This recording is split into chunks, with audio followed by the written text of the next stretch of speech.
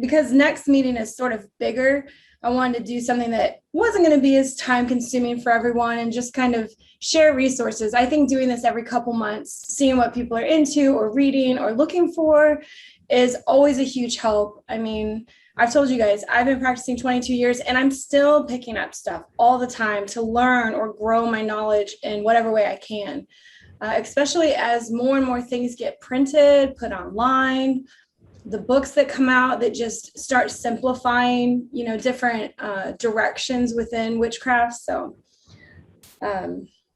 I know you guys, so since there's not many new people, you guys are going to hear me maybe repeat a few things and stop me if you're like, yep, Jamie, we know that one or whatever. But I still recording these and have the channel going. I haven't sent it out to anybody yet, but that's what this is all building to. It's just a reference database of videos for the group, which, by the way, we hit 200 members. It's over 200 now, but 200 members on Meetup, it just like blows my mind. Wow, that's awesome. I know I've told you guys about like the very first one, nobody, right? I just sat there and was like very awkward and didn't know what to do. But I was on screen for 30 minutes. And then, slowly I was like one person, and then it was just me and that one person. And so the way it's built has been crazy and really cool. And people, texting and reaching out to me for stuff. And it's been really neat. So definitely still glad I did it. No regrets there. Loving that I just like boldly went into this. But okay, so listen, it's 6:06 now. So if somebody wants to come in, I can try to add them in, but I'm going to make that small, that little admittance thing. And I guess is it okay if I start? How's everybody feel about that? Like, I probably talk a lot. So I'd like to go around the virtual room so that everybody can say what maybe they use or what they're using now. But what I always try to start people off with is the Witches date book. And so if you have anybody asking you, like, where should you start? And maybe even a why should you start there? One of the best things about this calendar book, number one, it is not expensive. I think the most I've ever seen it for is like $15, and that's right when it's published in June. It's published every June. But as the year gets closer in December, you can get this thing for like $8. So wait it out. If you buy it on Amazon, just wait until buy it for Christmas for all your friends. That's what we usually do.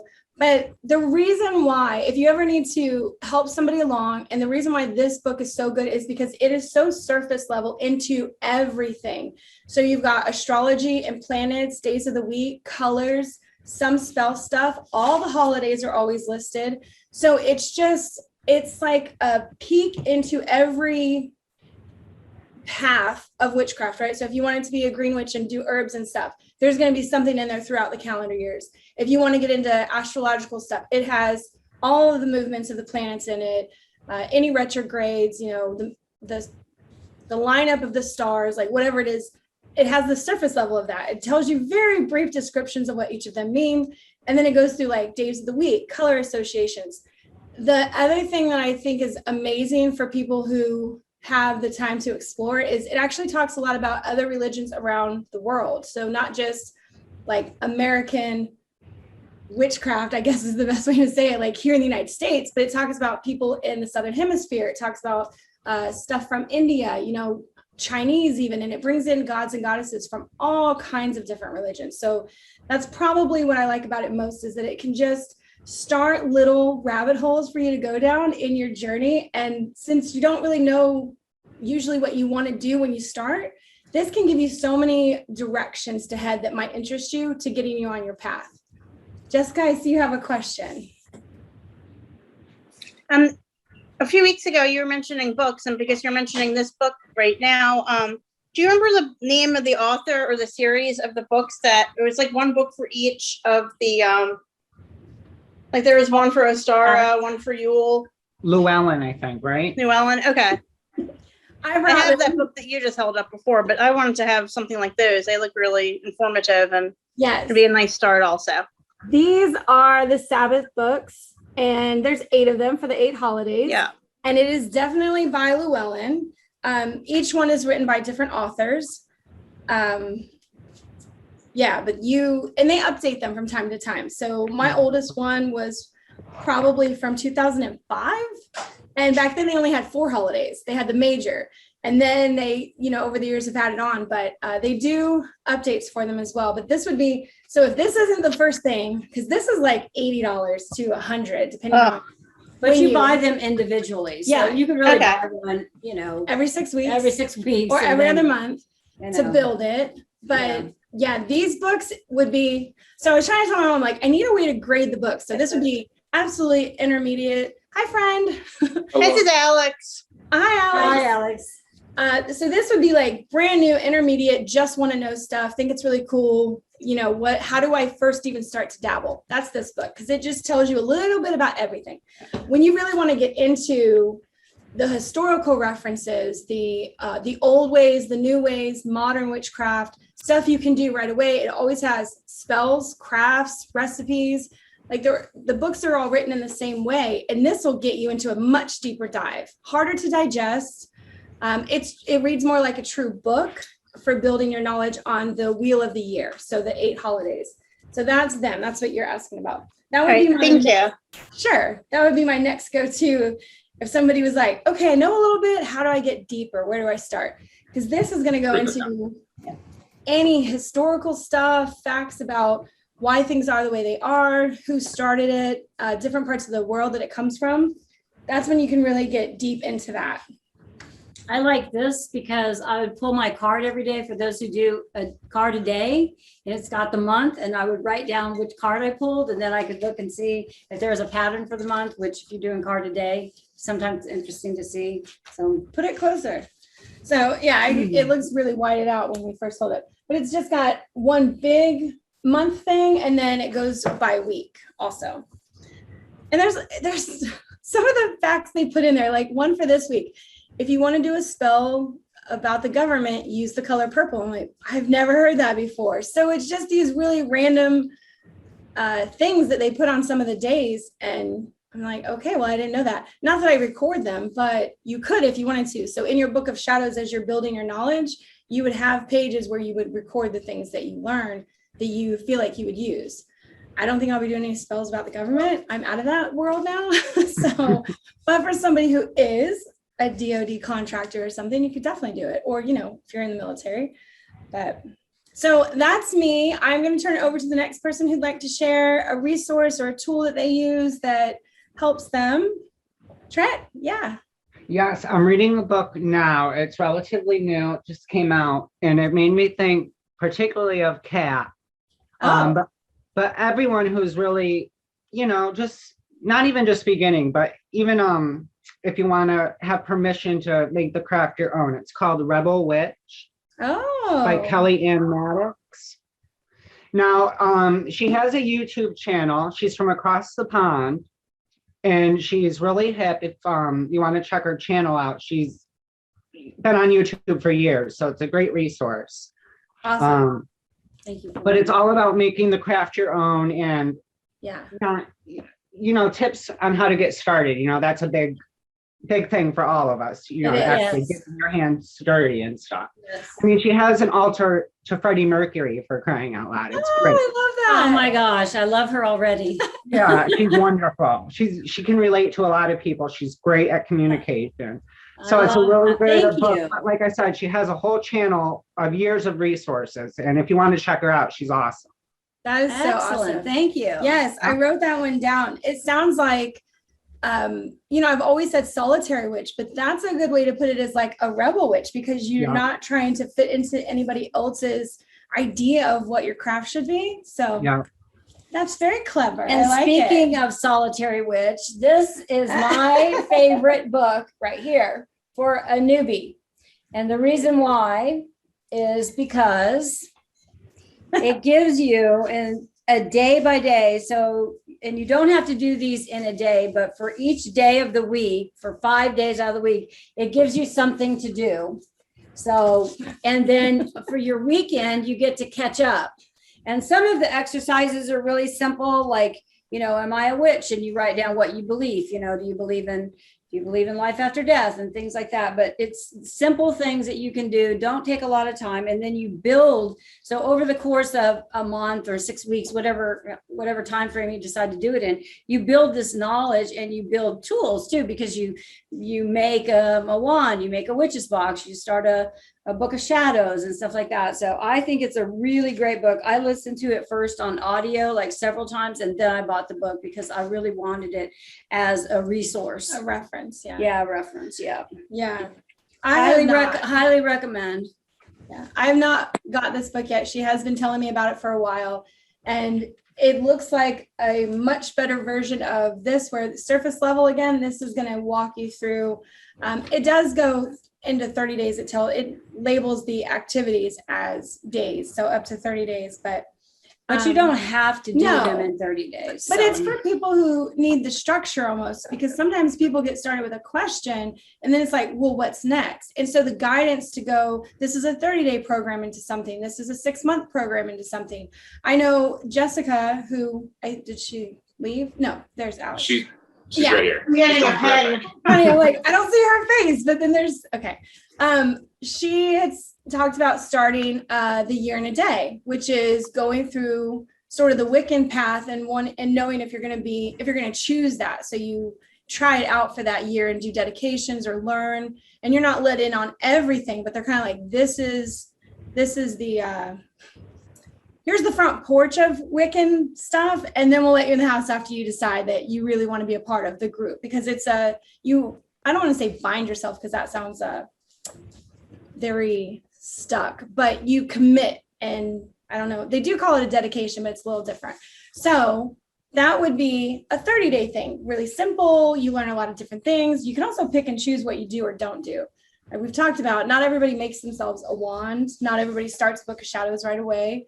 Day 8 is ritual knives, and some of us don't want knives. So, you might skip over that because you really don't want to have a knife around because you got little kids or whatever, Well, that's awesome. Anyway, great book. And just because it says green does not mean it's like has to do anything with the green witch. It's really about a solitary witch, so you can do this on your own. All right, who would like to go next?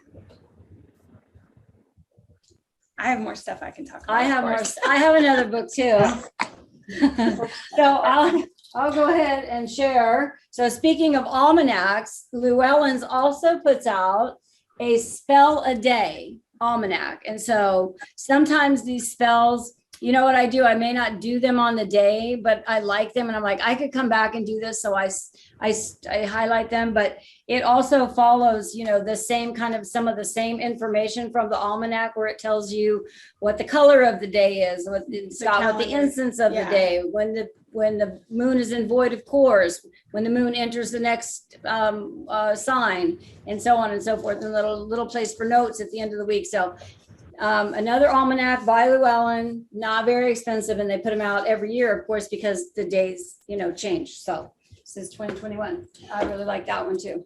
What I do like about those, I've only bought it 1 year, and the great thing is that you can always keep them as resources, right? So every time you buy a book, if you can find something helpful in it, just keep it. And that's building your resource, your little bookshelf of witch books. But with that, you can look up the new moon stuff, and you don't usually have to make it according to the sign that the moon is in, but then it would have, a year's worth of new moon spells. So you have different new moon spells you can try. You have different full moon spells you can try, because most people recognize that there's the more significantly powerful times of the moon cycle to do stuff in.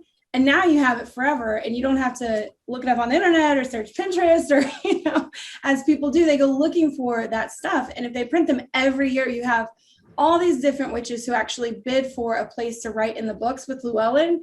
And you're getting people who have been in the craft a long time, or they've at least had success with helping or teaching other people. So that's why I like the Llewellyn resources, because they've been building this for a very, very long time. So their network and resources of people to want to work into the magical community is like, yeah, we can all only hope to join that one day. Yeah, it's the Encyclopedia Britannica of witchcraft. That's what I'm saying.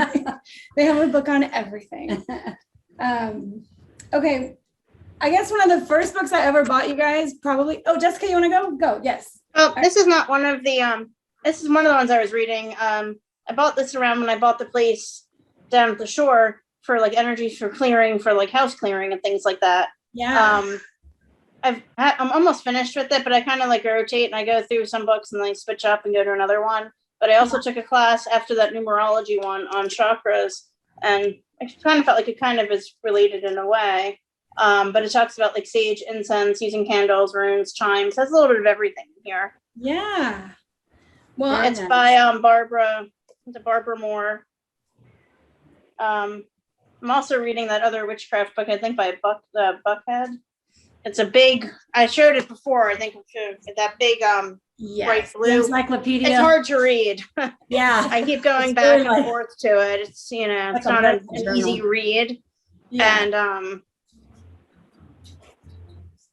I just got my sister gave me this tarot card book. It's a Wildwood Tarot because that's the name of the place. So it's a connection. So it's kind of wanting to learn more about these for the tarot cards. I've been Mhm. using the Rider-Waite, but this is a new deck. And I guess like in the summer, maybe to get more familiar with this particular one. Yeah. And I tell you, I literally cannot have enough tarot card decks. I want to buy them all because I just love some of the pictures on them. And then they're made, you know, for different things. So they're not just, you know, like the Kim Crans that you've got, the Mhm. Wild Unknown stuff. Mhm. They're just, you know, I mean, I love tarot cards. They're Me too. Do really- you have this set, Kat? The Wildwood Tarot. No, it's the Wild Unknown, Kim Crans, K-R, is it Crans or Cons? Yes, crayons. Yeah, Kim Crans. It's called the Wild Unknown, and they've got animals. Is it the one with It animals? is. Yeah. So what's on the face of the cards is animals. You know, there's a butterfly, there's a porcupine, there's snakes. Well, there's the tarot, and then there's the animal spirit cards. Animal spirit. So she's got Kim Crans has a couple, and they're really good. Well, I like the way that she relates the nature in which these animals live to the elements. So, you know, the spirit animals are like sea dragon, unicorn, you know, so it's like the mythical creatures, but for the fire element, it's the cheetah, the lion, you know, a scorpion and stuff like that. Well, also the one I remember is the camel, because you know the camel's camel. storing water, Yeah. and you know, so it's about your reserves and stuff. So when you're reading the cards and you read the interpretation of them, of that animal and what that animal does and how it survives, you know, and you Yeah. read it and you're just like, oh my God, you know, that's me right now, like surviving, you know. Yeah. Having to dip into my well of resources. Yeah. This Wildwood one has animals also, but there's also characters. I didn't get too far into this either, but I'll be able to pretty much in the next few days.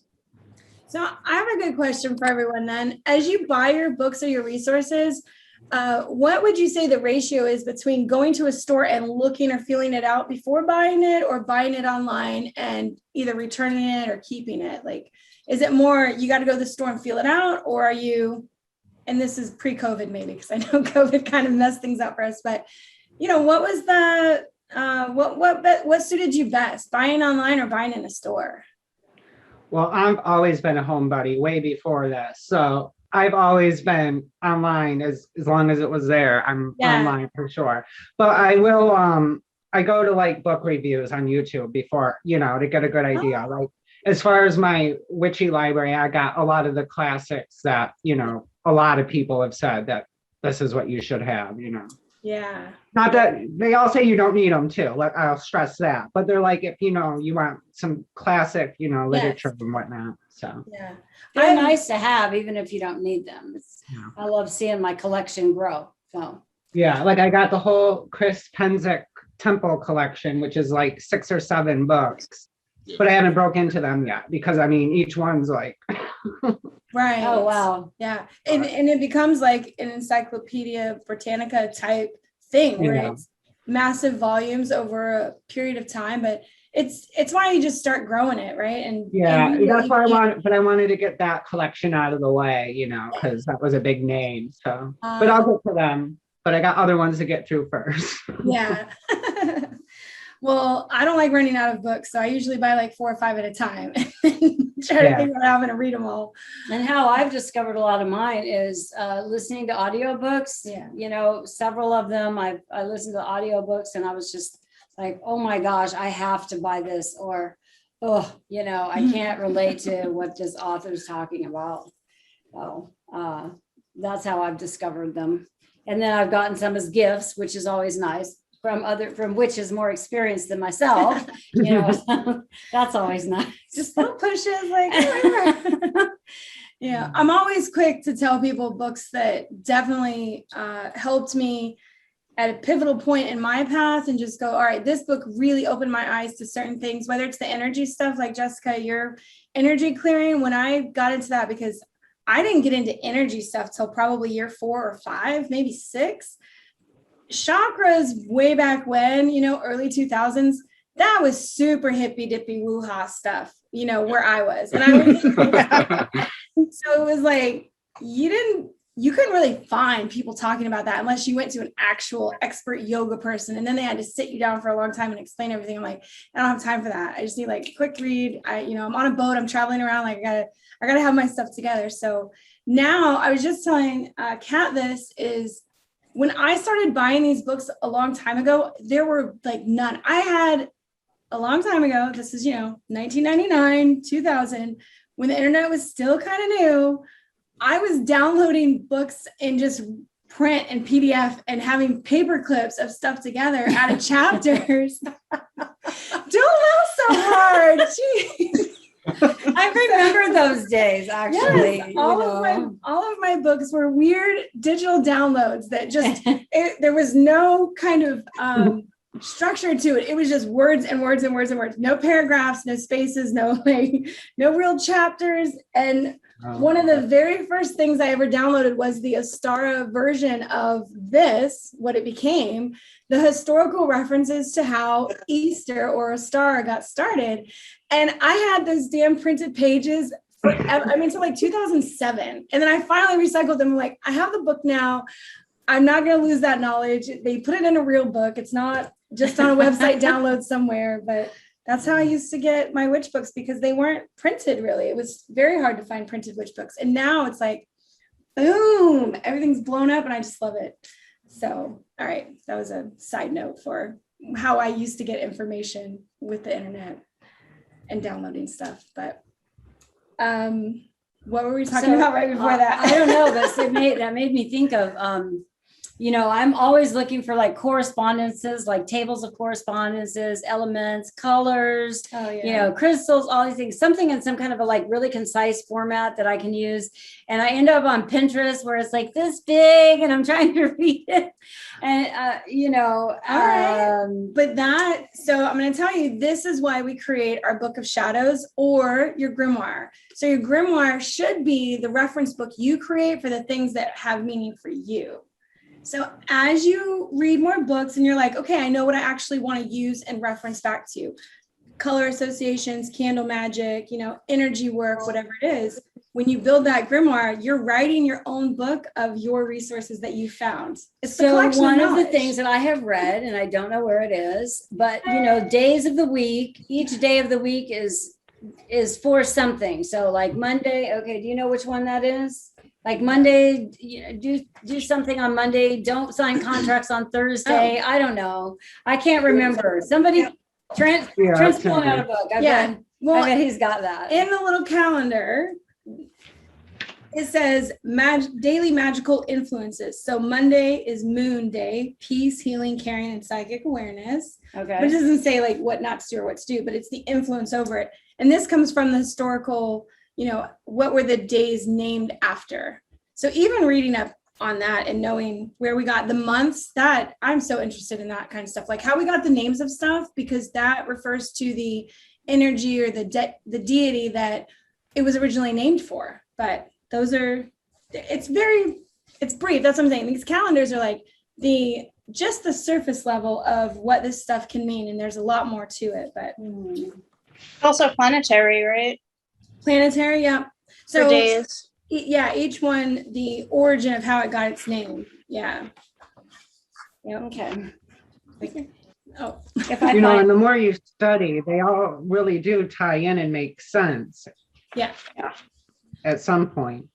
I think that's probably the coolest thing that I've realized over all my years of every time I research something else, I'm like, holy crap, it comes right back in a circle. I'm like, And you're like, of course. yeah, it all still matches. I'm like, oh, why do they not teach us this in regular like elementary school? Why were we not learning where the names came from? Or maybe we did and they just were like briefly blew over it and they're like, oh, you don't need to know this. Don't worry about it. Like, people don't know why there's April Fools and stuff like that. You know, why December is the 12th month, but it has the beginning of, you know, what means 10 and like how that all got started. So super interesting. That's the kind of nerdy stuff I do. I'm like, why is September the 9th month, but it's Sept for 7?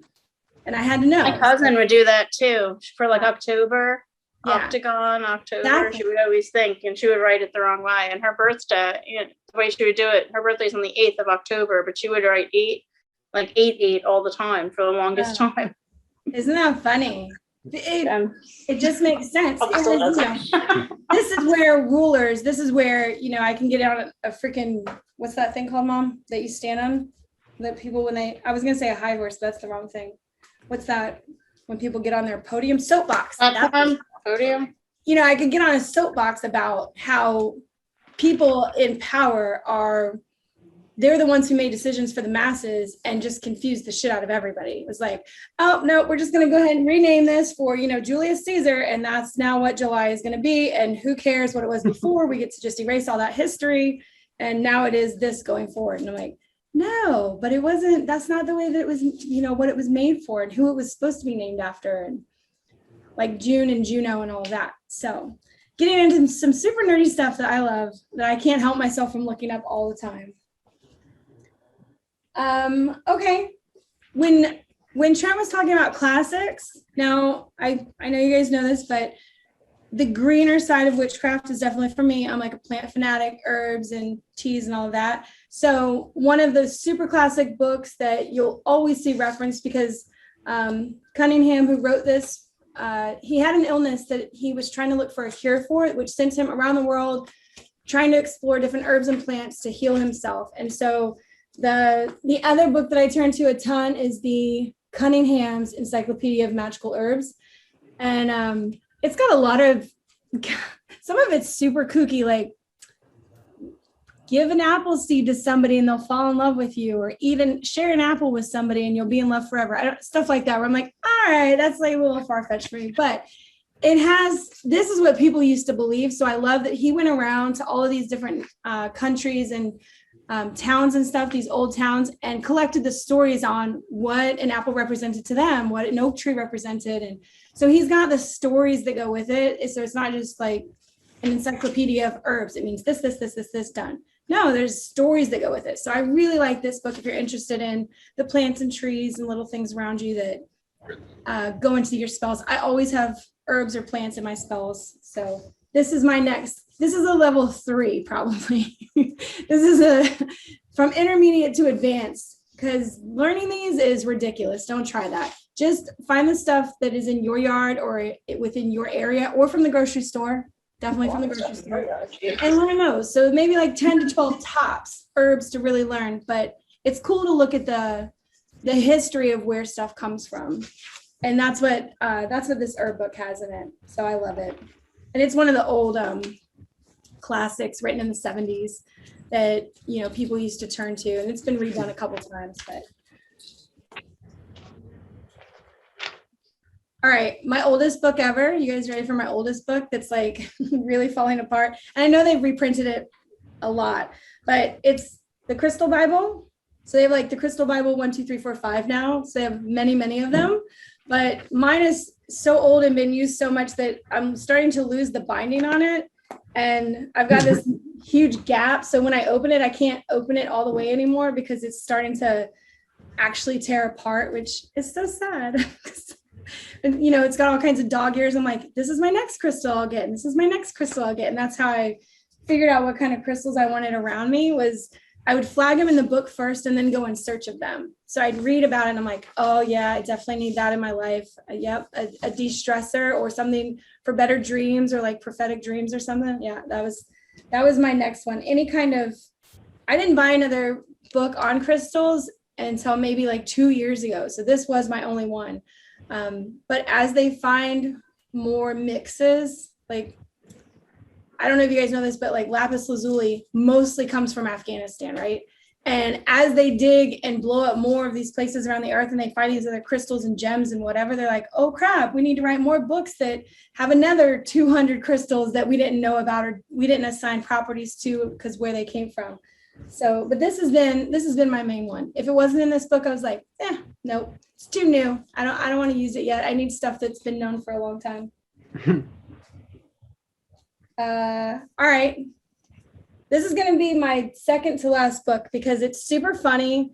And I think usually when I talk to people about their journey into spiritualism or witchcraft, it's because something super fucked up happened or like life was really shitty and regular religion was just like, turn the other cheek and deal with it. Listen, just do as Jesus did and don't worry about it. I'm like, no, I want to dig deeper. I want to find out and I want to not let it happen repent again. your sins and then everything will be right and do this and everything will be right. What the fuck ever. And I definitely always believed in reincarnation. So,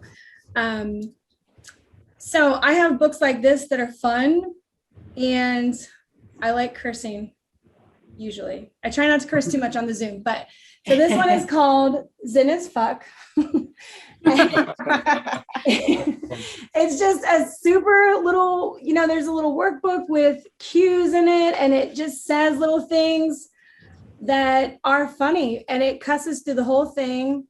It's like, thank you for saving my ass, so this is a page about there's at least one person out there who's done this for you. So it's sort of to remember that there has been good times, not just like the stuff that you've gone through. So it's a little bit more. Did that say F? It did. It said build an FU haiku. And yeah. So I wrote one, but there's just, and I haven't done all of them, but I used to I have two that are sort of like this. This one is called Zen as Fuck. The other one's called Let That Shit Go. And I would just alternate between the two books at breakfast. I'm like, I'll just flip to a page. I'm like, oh, today I'm doing, whatever the little thing is. And that's how I did it. Just eating my breakfast and sort of reflecting or thinking about, it helps you sort of be grateful and also look at it as like, who really gives a shit? Like, what? It's in the past. Like, let's move forward to today, tomorrow. Like, what else can we look forward to? So those two books, they're mainly more like inspirational, essentially. This would be like a really funny way to do shadow work. So shadow work, where it's like the really deep part of yourself and delving into why things, your assumptions, your beliefs about yourself, your beliefs about other people, because of pains, right? So if we were never hurt as we grew up, we would all live happy as shit and nobody would care. Like we would just all be merry and nobody would starve or be hurt or anything. But because we're having a human experience as souls here, we have to have stupid stuff happen to us so that we can learn and grow from it. So shadow work is about that, learning and growing from your old bad stuff. This is a funny way to get into that therapy side of it. It's the easiest way to start. Sorry for interrupting, but shadow work, there was a not a psychologist, a philosopher, 1800s. His name was Friedrich Nietzsche, and he did a lot of like shadow work, or had a lot of yes. So never mind. His partner Carl, but it incorporates more of a therapeutic, like psychological analysis. It is psychological On your life, right? Yes. Okay. It's the getting out of our own way to heal from old stuff. So imagine you're in a bad relationship, you get out of it, however long you grieve or wait or whatever, depending on, how bad you were hurt. Then the next relationship you go into, guess what you're bringing? You're bringing a basket full of shit from your old relationship because we don't know how to just naturally heal from the stuff people did to us. Instead, we have now made habits to counteract how that other person may have treated us. for instance, if you were with a partner who never believed you and you had to always try to prove yourself, like, I'm not lying, and yes, this happened, and they're super suspicious or whatever, you go into your next relationship over providing proof that is for the other person. If they didn't have that problem, they're like, yeah, I believe you. You don't have to keep trying to tell me you're right. Like, it's okay. I trust you. Like, it's fine. So it's that stuff that, Or what's your problem? or like, I can tell you're super damaged. I'm going to move on. Thanks. Swipe right or left, whatever way you're supposed to swipe. And when we find ourselves in a place of true healing and trying to figure that stuff out, it's best to come at it very lightly first and make fun of it and be like, yeah, that really sucked. How can I look at it in something else? How can I not focus so much on that and then move into something that's going to rebuild me? And this is kind of a funny way to do that. The two books that I think they're roughly the same author or same collaborators that did them. So it's just a way to get through. It's about overcoming, essentially. Like, sometimes in our lives, there are like dark things in the corner of the room, and we have to kind of, flash a floodlight upon them to realize them, so it doesn't kind of carry with us, in the future. So essentially, it's about overcoming, correct? Yeah, overcoming, working through it, acknowledging. Sometimes it's really hard to name the pain, to say exactly what it was that hurt, exactly what went wrong, and really working down to that.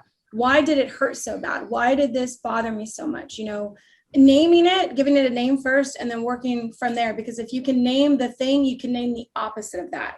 So mistrust to trust or whatever. And once you get into that with the psychology of stuff, you're able to grow in a different direction instead of focusing on the pain and waiting for the floor to drop out every time, or not trusting people, or looking at everybody suspiciously. I had a friend who had this habit of like trying to check people's phones. I was like, yeah, you need to not be around anybody until you don't feel that like you need to peer into somebody's phone to see what's happening, because you're so afraid that other people are talking about you, or there's something going on behind your back, or the suspicion. Because she was in a relationship for many, many years that had that, where she always thought something was going on, and 10 years later it was confirmed shit's been going on this whole time. So it's like, trust no one, burn everyone, look out for only myself. That's a terrible way to live. But building that trust back with other people and for herself. Yeah. How well did I answer that? That makes sense. I think especially these days with like phones, and a lot of people with younger relationships, there's a little bit more of that controlling thing.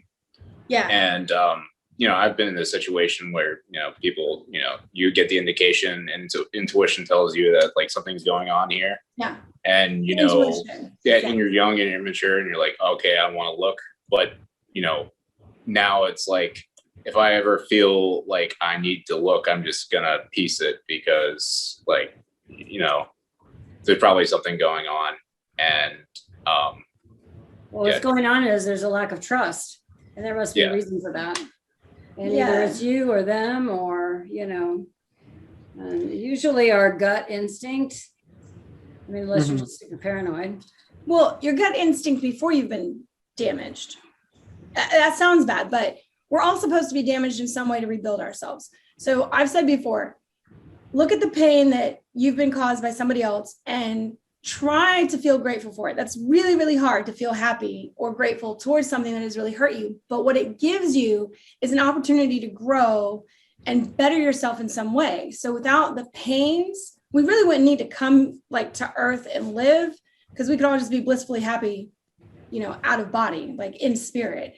So we come here to go through all this bullshit so that we can grow ourselves, become stronger, come back, and keep pushing through to grow like the human experience here. At least that's what I believe, which is like, this leads me into the next book, if you guys want to know, because this is about, so we grow in our witchcraft and our self-beliefs and our personal power and what we're doing here. And that always leads us to what's beyond. All right, so we're doing all of this, we're getting better, we're growing. Where does that go? Where's that energy that we're building and becoming strong and creating these amazing connections? What does it all mean in the end? That's always a question. And so to switch from our human experience into the spiritual experience, you have to have something. I would think that most people in witchcraft believe in reincarnation, or at least life after death sort of thing, where your spirit lives on, your energy lives on. But how do you know? How do you get the universe to start communicating with you? I've had the universe communicate with me for a very, very, very long time. I don't know why. I recognized it early on. And I've always had a relationship with a language that the universe gives me. And numerology was a big part of it because I was born on a double number day. So 22 for me always stood out. If I saw something that was a 22, I'm like, I just wanted to follow it. I wanted to go there. I wanted to know the addresses, the phone numbers, things that repeated themselves. So I started seeing these patterns. And when I finally found witchcraft, I started to recognize like, oh my gosh, there really are true symbols from the universe to lead you in the right direction. I've given the example before, like, I don't really speed anymore, mostly because I have like PTSD being in a car. I've seen so many accidents, like driving for me can be really hard. But before, if I would be like speeding and trying to get somewhere really fast and I'd pull up on a car and their license plate had double numbers or especially 7s or 2s, I was like, oh, that's a sign. Slow down, slow down, slow down. Not a mile up the road, there's a damn cop, right? I'm like, oh, gotta trust it. Gotta trust the things that I know. So I've always acknowledged things in the universe that I see as a symbol for me, not for anybody else, because we all are gonna have our own language of things that mean stuff to you. But they're a book to help you on that path. And it's a lot of it is is about other people crossing over and them communicating with you. But in general, it's the universal signs that we get that relate only to us. Like the universe knows that I'm going to always pay attention to numbers. I'm going to pay attention to names, colors, symbols, it knows that. And so as I see them, I always react to it. So this would be something definitely for healing or looking into universal language stuff for signs. And it's the last book that I brought to tell you guys about, but it's called Signs by Laura Lynn Jackson. And she's one of those psychic mediums that's been put through all those tests, that big lab out in Arizona, and it's like triple, quadruple, octuple blind studies that, prove that she talks to the other side. And these are the messages that come through. This is what they want you to know, whatever. But her big thing is that before you even cross over, you can tell your loved one or your people, when I'm over there, I am going to give you a sign. You are going to see something. We can make this together so that you guys know, or you can figure it out later. But you can still speak to the energies that are not physical. And that's that's what it goes into with the energies and it staying here, us being able to communicate with it. How do we see our own signs? How do we ask for signs from what I call the team of light? That's the people that help me just know things. Yeah. So that's like, if we had the levels, that's then advanced. Now you're getting into, you can set yourself into deep meditation to try to open stuff up. You can, almost in a prayer thing where you do a chant over and over again and you're just asking for something and then you wait for it to happen. But that's like a mantra.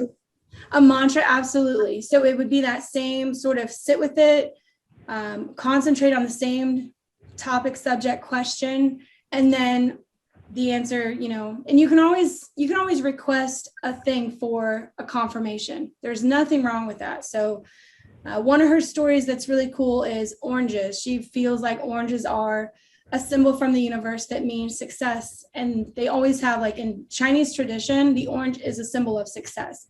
So at her very first conference, where she was so nervous that nobody would really receive her as a psychic medium, she gets done with the whole thing. And the reception area afterwards was decorated in 1,000 oranges. Like every table had orange displays everywhere. She's like, so for her, I mean, she knows that it's possible, but she's still amazed by the stuff that happens to confirm for her that she's where she's supposed to be. And I think that's what I've always been looking for. I'm like, I need the universe to help me say, yes, Jamie, you're on the right path. Yes, Jamie, keep going. Like, keep following this. You're doing good. Keep going. And I get confirmation for it all the time, but I have to be looking. And that's probably like the last step, is being aware of the stuff going on around you. So you're no longer ego, you're outside of that. It's like recognizing that all of us are interconnected and we're here for each other and doing what you can to make everybody's path that you run into a little bit better or brighter in some way. And if you can't, just like be quiet and walk on, it's the whole thing. Nothing nice to say. Just move on. Sorry to interrupt, but you're all the statement you made about us all being one. So you're, the whole Godhead thing, are you familiar with that? That's essentially that we're all like, the universe is like one being or whatever, we're Yes, interconnected. we're all pieces of one being and seeing it from different angles. Yeah. So this is in the last year, getting into deep meditation from, damn it, the guy. Oh my God, I can see his name. Joe Joe Dispenza. All right, that was probably the most transformative meditations that I've ever done. And he has a ton of free ones, so please don't pay for any right off the bat unless you super get into it. But his explanations on meditation and how everything works, even physically, he has matched science and our physical bodies to manipulating energy and elements that already exist. And so this is a real science. It's been going on for 20 years. He was in a really bad bike accident. I don't know what happened to his spine. Like, you know, I want to say ripped up his spine in some way. And they basically told him, you're not going to walk again. You know, you need to either do this surgery and you won't have pain, but you're never going to walk again. Well, in like a matter of 10 weeks through different types of meditations and reconstructing it in his head and like seeing it all done, he actually healed his body from this spinal injury and is walking around totally fine. He was like a chiropractor before or a doctor of bones. And he did this because he just believed, he's like, there's got to be something to this. There's got to be a power to that. I just refuse to believe that I'm never going to walk again. And so listening to the stuff that he's done, and he does studies with people and has been recording all the things just from being in meditation. And I'm going way in depth, so stop me if it's like way beyond. But the pineal gland, which is this crazy little gland in our brain that when exposed to light or darkness does something different to our entire body as far as our energy. And we can track it with machines and all the little patches all over people's heads. And amazing stuff has happened to people through the meditation on bringing things into their life that they're asking for specifically, to healing themselves. Most of the people go there because they have diseases or tumors or something that medical doctors say there's no hope for you. And there people are looking for another way to heal themselves. And he's always talking about the energy that we surround ourselves is what makes us sick. So bad people, bad relationships, bad food, bad everything, music, thoughts especially, oh my gosh, that makes us sick, that makes us ill. And that would go back into energy work, the chakras, you know, aligning yourself, finding your center. It all plays into the same thing, but through him, it's all been proven in science now, which is just amazing to me, like absolutely amazing. So the way that I relate that to being a witch, to doing witchcraft, is when you are doing a spell, you are asking to manipulate something in the universe to get an outcome, whether it's for somebody else, for yourself. So knowing that you can do that with your mind on your own body, there is absolutely no reason why people shouldn't know that you can do that with elements in your environment, that you can send out a vibe across the entire world to have an effect, you know, if you concentrate or if you're in it. And it's just, that's what the practice of witchcraft is how honed can you get your energy to get a desired outcome? Mostly for protection, I would say. Health, protection, safety, sometimes finances, but yeah. Prosperity. So it's like the law of attraction, but. Absolutely, yep. Okay. Yes, so with law of attraction, most people think of that in a really positive light, but it works negatively just the same. If you are a person who is angry and running around cussing and you're rude and you're, you know, I don't know, this is where you get like bad vibes from people. Like you instantly know, you just like, ooh, nope, stay away from me. I don't like your mean, ugly. Yeah. How can we meet people and just go, oh man, I don't have a good feeling about that. That's what it is, because energy, we each have energy fields. Like that's been proven, right? We're not actually touching. There's no possible way because molecules can't touch. If you get it down to the smallest point, there's 99.9999913 nines. All of that is empty space. And then there's one tiny bit of matter. So really, barely anything is actually matter. Most of it is just energy. And that's why it can be felt and manipulated, and frequencies and all of that, because it's mostly just space. Like, I wish I remembered, I wrote it down when we did an energy work class like a couple months ago, but if you were to try to squish down all of the actual matter inside of the cells all over, I think it's like all the humans on earth, something crazy. You guys Google this later. If you were to squish down all the matter of every human on earth, it would equal like a sugar cube. Like the actual matter part of us would equal a sugar cube, because everything in between all of our little, I'm losing all of my science. Have you ever seen like a scientific video on like a nucleus? Yeah, Like exactly. there's like all those protons and there's all those Exactly. electrons and they're like Yes. like kind of going around each other, but there's all that space in between. All the Like- space. So that's what it is. It's been proven that with matter, one, and I don't remember what the name is now of the smallest piece of matter that we can look at, but when you zoom into that, it's only 0.01 physical matter, and the rest of it is energy. 0.9, or it's 99.139s after it, and I just remember that because that's insane. That's all just space, which is why this is all completely plausible. Like, for people to deny it is, I get that because you can't see it, you can't believe it. I get that, but they believe in God. They don't see God. So I know, but that's just, I guess it's been around a long time. So we've been hearing about it for a long time. yeah. I mean, it's been forced down your throat for so long. It's been forced down your throat, and people have died because of it. Well, yeah.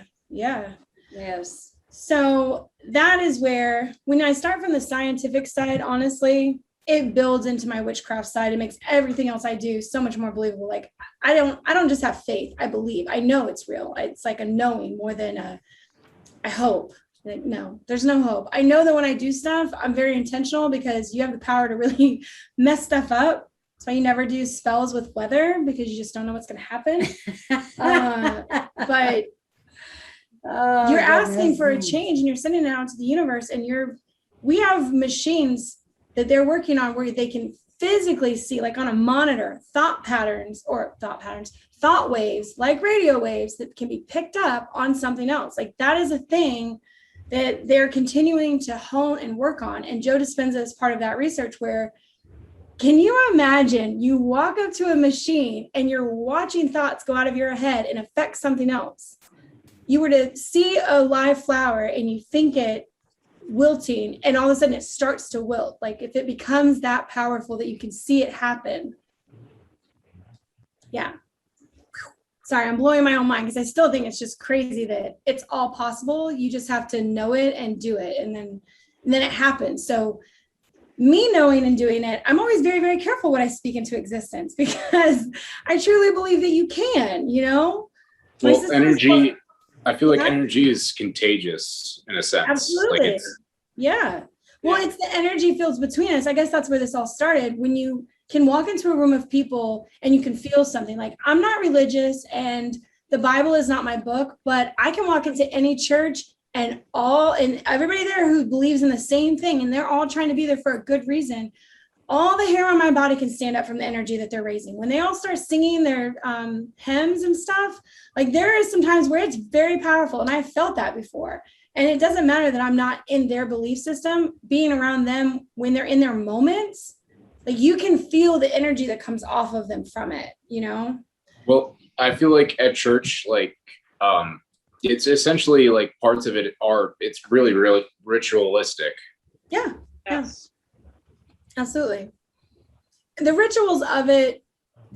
All right. So rituals came about because, in order for everybody to focus on the same thing, everybody needs to have the same idea in their head. So when you're doing spell work with, like, I've been solitary for a very long time, but now having my mom and sister around me, we've done a spell together. And I told them the most important part is that in our head, we're all thinking of the same image, picture, or words, because then you're raising the exact same your vibration or the effect that you're looking for. It's all the same and matched. And so if we can create that same image in our head, you broadcast that. And that's exactly what you're doing. There's tons of studies on the people who get together and do these, like, world peace conventions. Like, the last one was like 6,000 people, but they all got together, concentrated on the same thing, and then crime went down in the areas around this, like there was no crime or something. Again, internet stuff.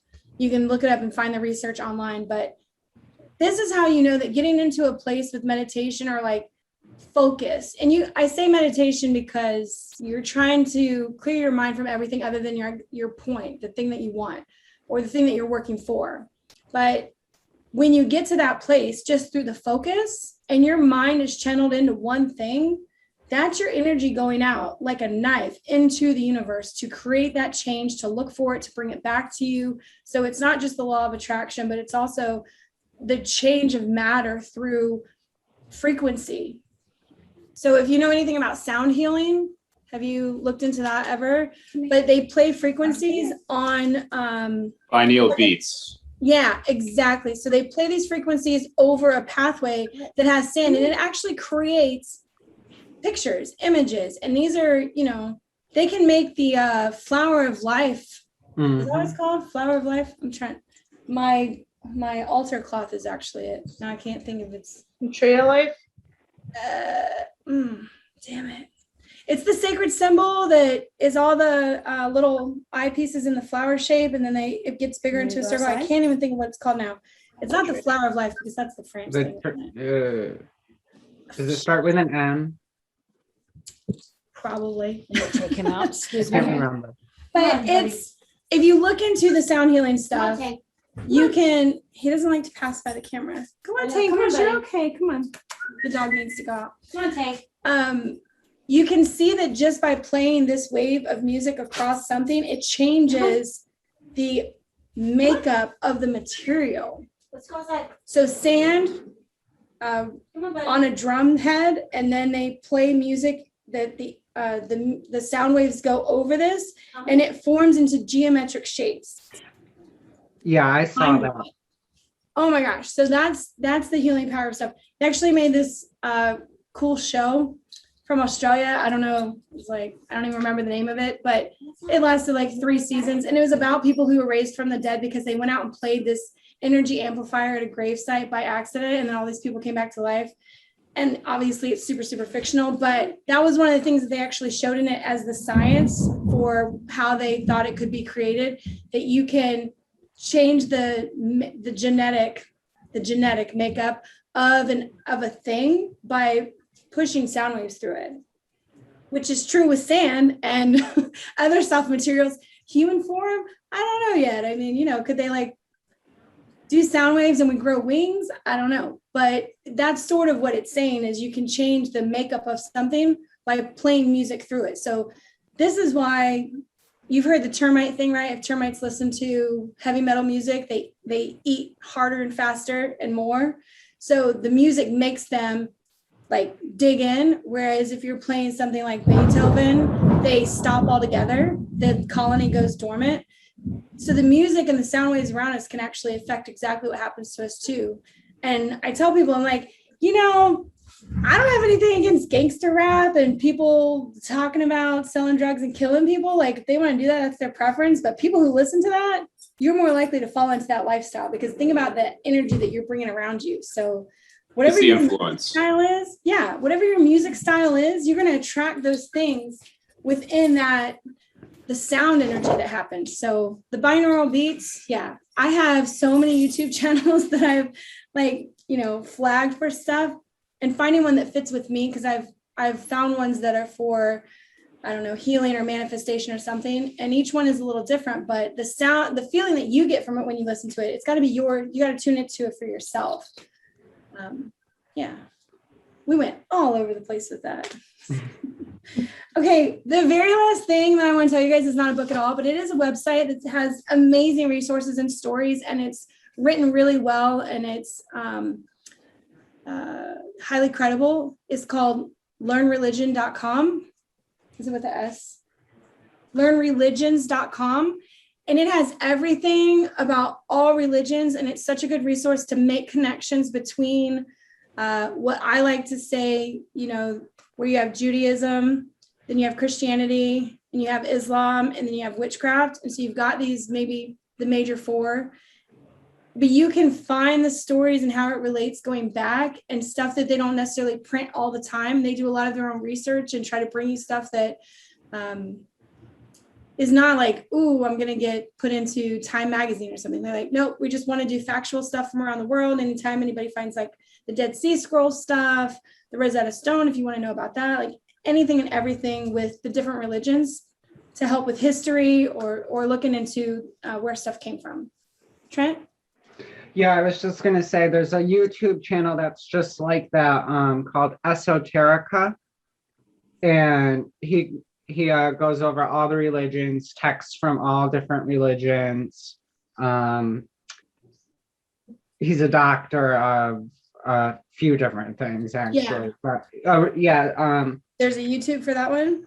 yeah, it's a very I would say kind of advanced intellectual channel. Yeah. But I mean, Yeah. if that's your thing, like the text and stuff, then it's real fun, I think. What's that called again? Esoterica, Esoterica.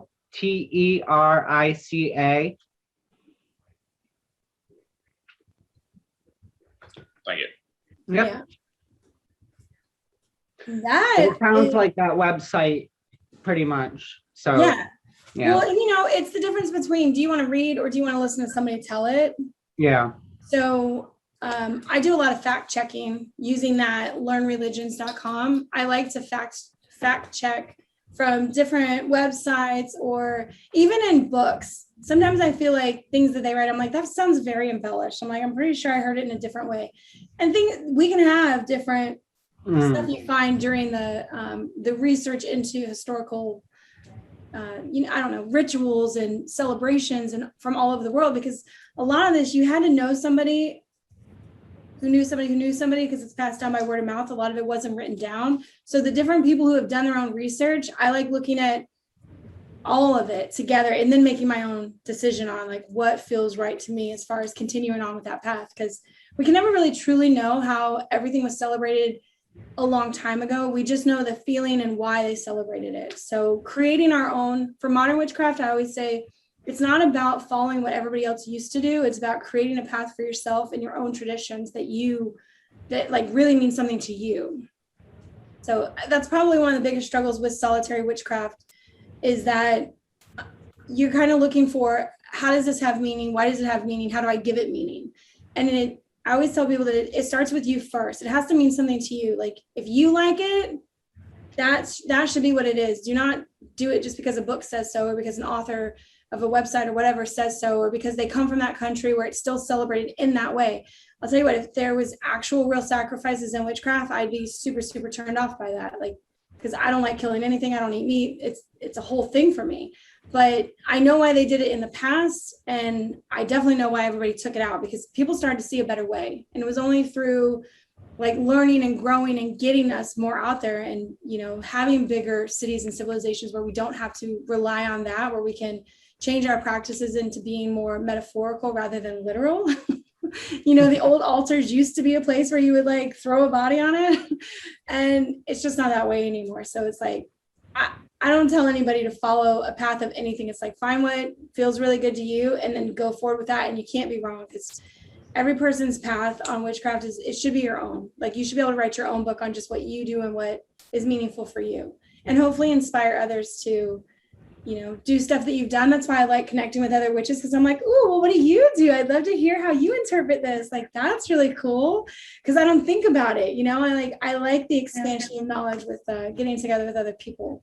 So, well, this was really far-reaching, well beyond what I thought it would be. So, That's fun. Thank you. thank you guys. That's cool for though. coming and sharing. Yeah, Jessica, it's so good to see you again. Oh, thank you also. And I'm gonna say, Turns out my dad was hustling up the steps to watch out to not miss out on the hockey game, and he was trying to get some cookies and put them in his pocket and everything. Who would have thought?